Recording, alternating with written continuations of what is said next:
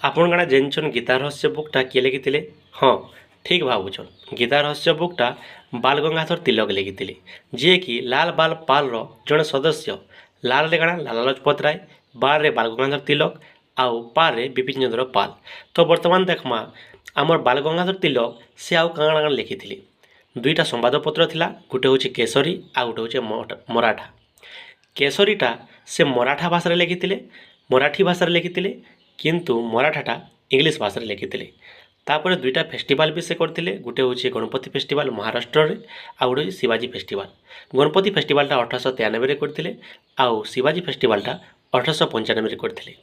ଆଉ ତାଙ୍କୁ ଇଂରେଜମାନେ ଗୋଟେ ଜେଲ୍କେ ପଠାଇଥିଲେ, ସେ ଜେଲ୍ର ନାଁ ବି ପଡ଼୍ସି କୋଶ୍ଚିନ୍ରେ, ସେଟା ହେଉଛି ମାଣ୍ଡା ଜେଲ୍। ଆଉ ଗୋଟେ ବହୁତ ବଡ଼ ଜିନିଷଟେ ସେ ରୁଲ୍ରେ ଯୋଗ ଦେଇଥିଲେ, ସେଟା ହେଉଛି ହୋମ୍ ରୁଲ୍, ଯେନ୍ଟାକି 1916 ମସିହାରେ ହେଇଥିଲା। ଆଉ ତାଙ୍କ ନାରା ହେଉଛି ସ୍ୱରାଜ ମୋର ଜନ୍ମଗତ ଅଧିକାର।